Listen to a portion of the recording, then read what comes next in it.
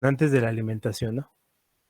Entonces, aquí ponen biológicos, culturales, económicos, sociales e ideológicos, pero repito, siento que económico y social como ideológico van de la mano. También lo cultural con lo social. Entonces, no es como muy adecuada la clasificación que está aquí propuesta, pero lo que yo encontré adecuado fue esto. Este es un artículo de la revista Nutrición Hospitalaria de 2011, ya tiene 12 años, podremos decir. El artículo 11 años, casi 12. Pero el hecho de que tenga 10, 11 años no lo hace como inválido, porque, bueno, primero rápido, siempre recuerden, cómo saber si un artículo es bueno o malo, vean las referencias, siempre váyanse a las referencias, siempre, siempre. Vean lo que tuvo que leer el autor o la autora para poder escribir lo que nos está presentando, ¿no? Si uno ve las referencias, puede encontrar qué fue lo que a mí me gustó del artículo, no porque hayan sido 64 artículos, referencias, tesis, etcétera, ¿no? Sino que lo que contiene son investigaciones. Entonces, por ejemplo, tiene cosas desde psicología y nutrición, la nueva biología de la regulación del cuerpo, lineamiento para el cuadro nutricional, densidad y la relación entre los humanos libres, la influencia de la comida en las porciones y en la densidad energética, adiposidad, comida, alimentación genética, que esa sí está muy cuestionada. Esa parte ahorita vamos a ver que yo por lo menos no hay como mucha evidencia para plantear una influencia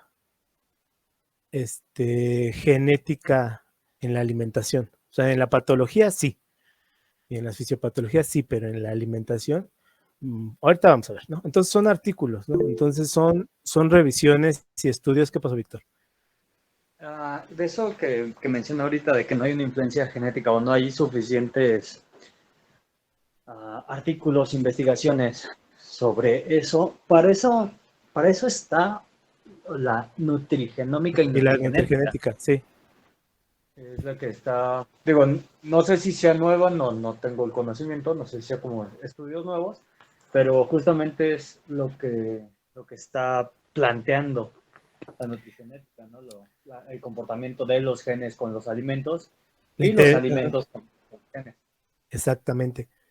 Este, pero al nivel que lo maneja el autor, ahorita lo vamos a ver, habla de que hay herencia genética en términos Okay. del gusto alimentario. Y ahí sí está complicado. A lo que tú dices, claro que sí. De hecho, la nutrigenética ha demostrado, por ejemplo, ante enfermedades como el síndrome metabólico, ser perfectamente aterrizadas, porque el problema es hacerte un perfil genético. Eso es bien costoso, ¿no? Pero sí, efectivamente, sobre todo en enfermedades ya más, donde hay una brecha generacional presente, ¿no? Cuestiones de diabetes, hipertensión, hasta la misma gente que tiene celiaquía, cuestiones ya más complejas. Y al final de cuentas es reestructurar tu alimentación para que tenga un comportamiento como hormonal, metabólico, adecuado, ¿no? Vamos a decirlo así, pero por un perfil genético. Esa parte sí, y claro que sí. De hecho, Okay. es muy interesante en términos de cuando existen deficiencias a nivel absorción en las personas, ¿no? O hipotiroidismos también es, o sea, a nivel genético es muy interesante, ¿no?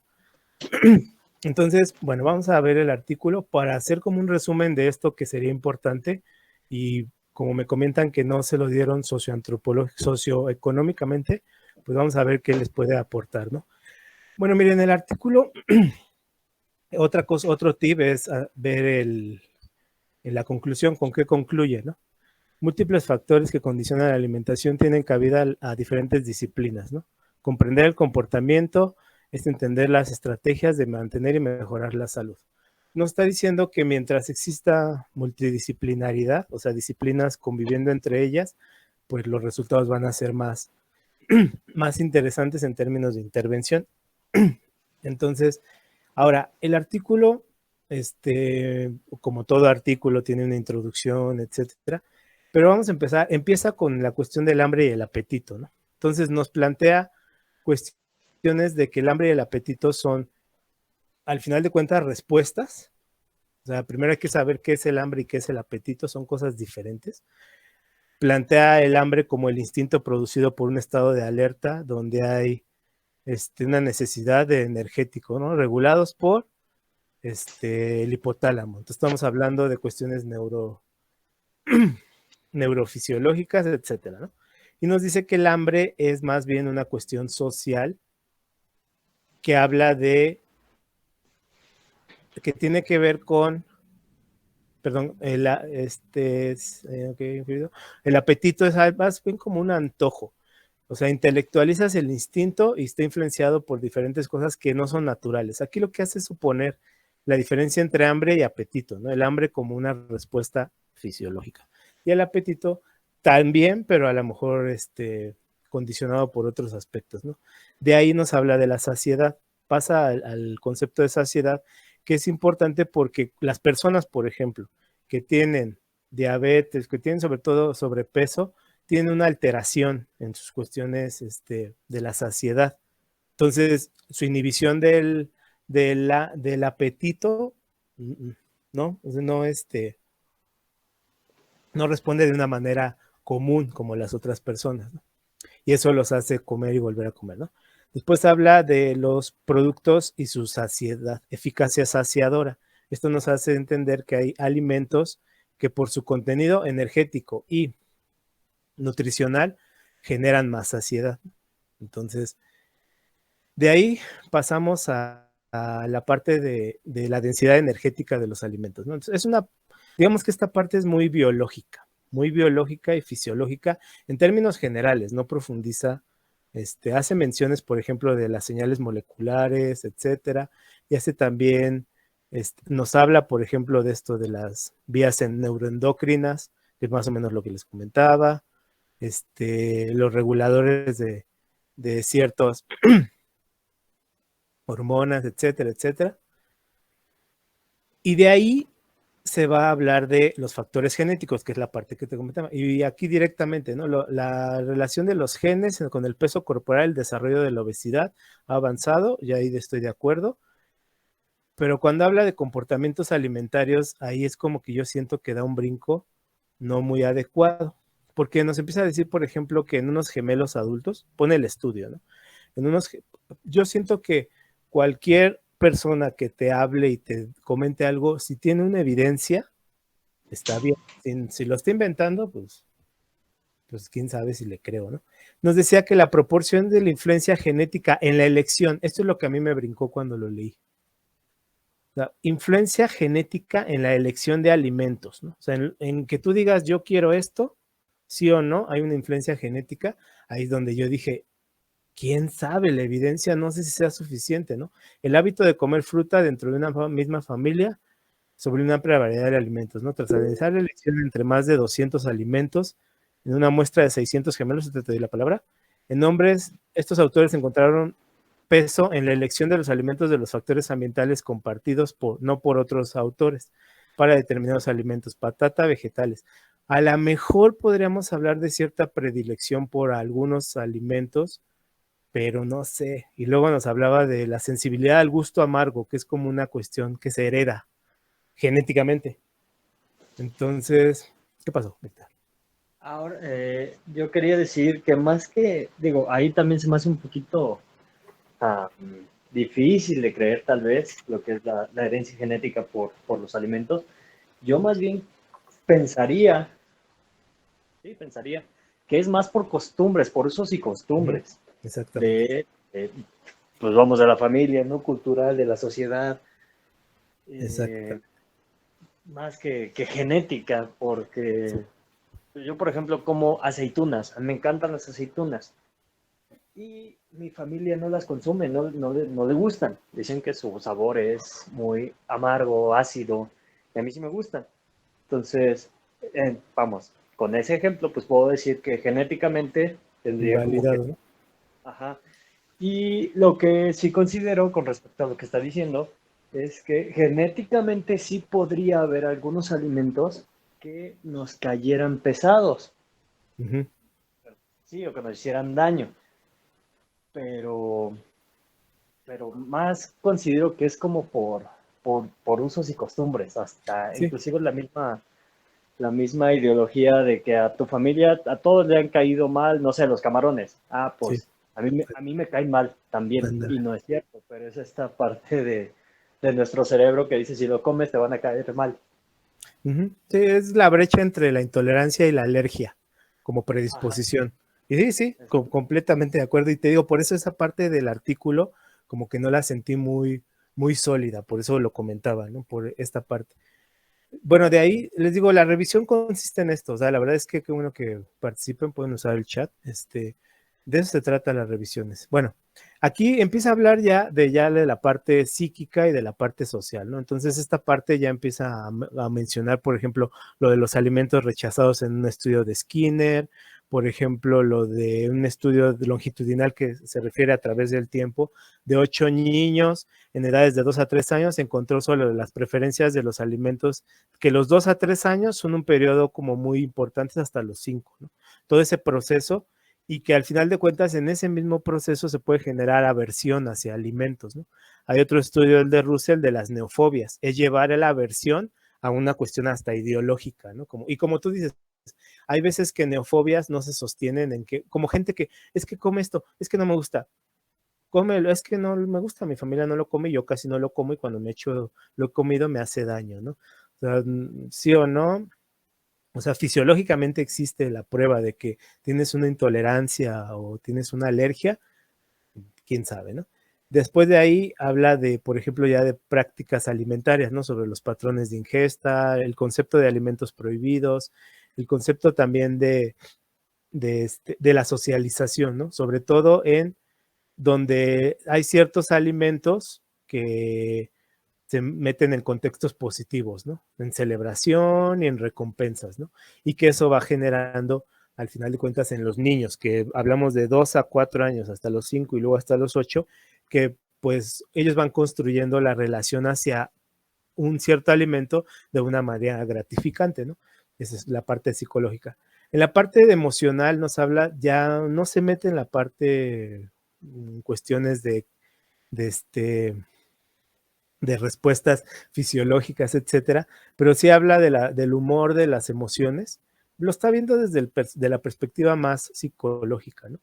Asocia la energía con el azúcar y las grasas, el rechazo, lo negativo que uno pueda generar. O sea, no está hablando fisiológicamente de lo que es la alegría y la tristeza, ¿no? Como tal, sino lo está viendo desde una perspectiva más psicológica, ¿no?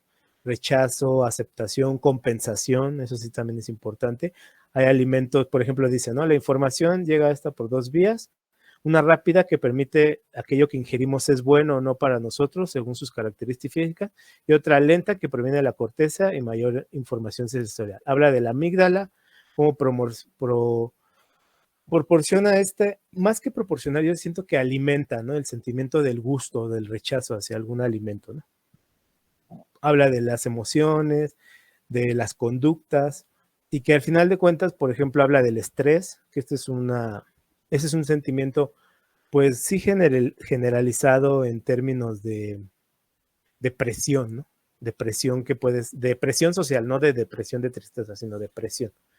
Habla también se mete un poquito a hablar de esta parte que les comento, el estrés en la dieta y bueno, también ya empieza a hablar un poco más de la dopamina, de la serotonina y otras sustancias, ¿no?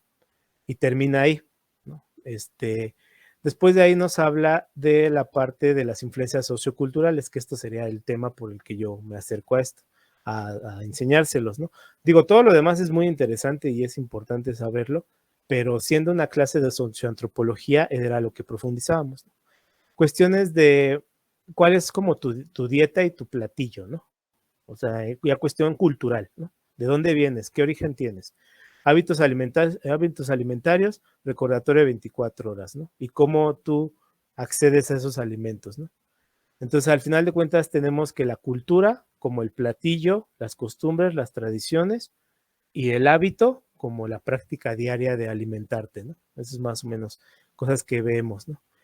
Después mete la parte religiosa, que la religión tiene que ser entendida asociada a las creencias religiosas, hacia las instrucciones, ¿no?, que nos dan las religiones a partir de sistemas de creencias, que nos dicen qué debemos hacer y qué no debemos hacer, ¿no? Y que es parte de, por ejemplo, lo que yo platicaba hace rato con unos alumnos, que les comentaba, al final de cuentas, la religión como tal, podríamos decir que lo que va a hacer, vamos a mejor abrir que es más fácil. La religión como tal te va a establecer 3 formas de relacionarte con la comida, ¿no? Entonces, por una parte, tenemos que la religión va a establecer o va a plantear un ayuno. Por otra parte, tenemos que la religión va a establecer un como, estoy buscando creo que está acá. Lo que yo les decía hace rato, ¿no? Les decía, mira, entender la religión es entender cómo la comida tiene tres aspectos, ¿no? En primer lugar, te va a establecer un ayuno. La religión te va a decir cómo vas a ayunar. La religión también te va a decir cómo clasificas los alimentos. ¿Son puros, impuros? ¿Son sagrados, no sagrados? O, por ejemplo, la clasificación de los musulmanes, ¿no? Del mushbo, halal y haram, ¿no? O sea, halal, lo que se permite. Haram, lo que se prohíbe. Y mushbo, lo que dudo cómo sea, ¿no? Y a la religión también te va a establecer hábitos y prácticas, ¿no?, específicas, como lo que acaba de pasar de la Cuaresma. Entonces, la religión desde su sistema de creencia nos va a hacer que nosotros nos relacionemos de 3 maneras distintas con la alimentación. Ayunamos, restringimos, clasificamos los alimentos, decimos son prohibidos, no prohibidos, puros, impuros, y nos establece hábitos y prácticas calendarizadas, ¿no? También es importante.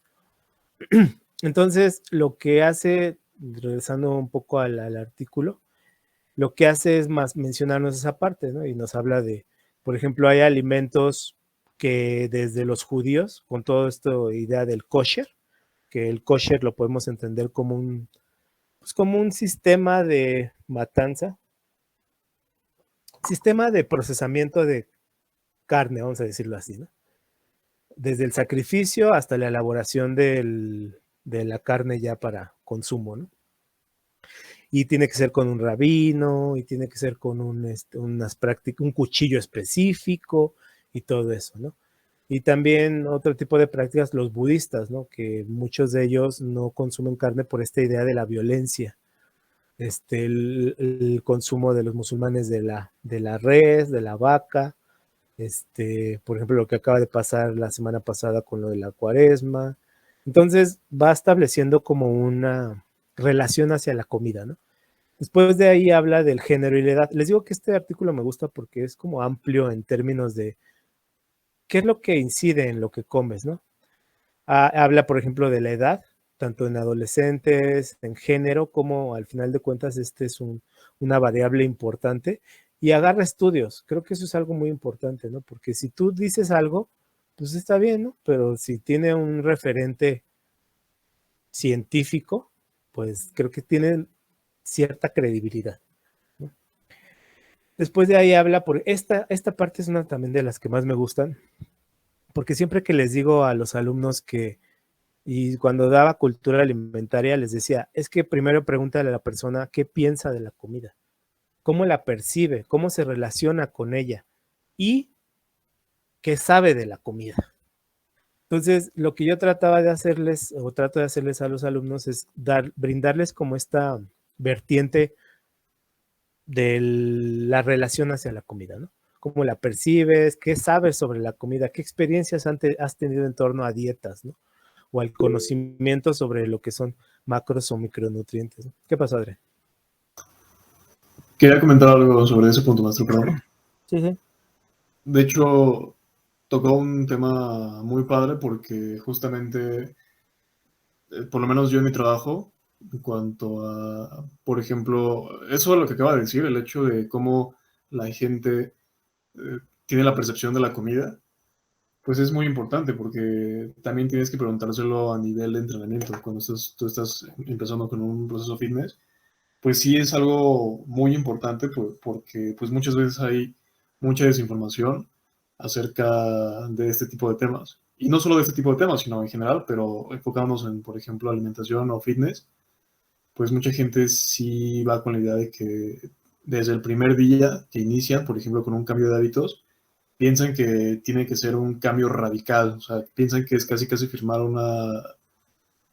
venderle tu alma al diablo, porque piensan que tiene que ser un punto muy estricto, todos los días súper estrictos, pesando la comida, matándose por cocinar todo, por prepararlo, cuando pues realmente no es así. Muchas veces pues simplemente con un cambio de hábitos pues es más que suficiente para la mayoría de las personas. Y la percepción que se tiene de la alimentación pues es muy radical, o es muy buena o es muy mala, pero yo en general, en concreto, por mi experiencia, pues no he visto gente que tenga una idea, digamos,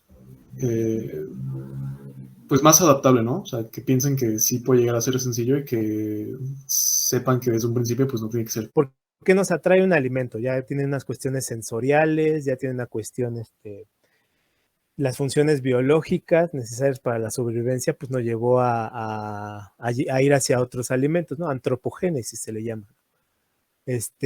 También la percepción de los sabores, la parte organoléptica, las preferencias que se generan a partir de la parte de nuestros sentidos. Y bueno, termina el artículo hablando de un análisis sensorial, ¿no?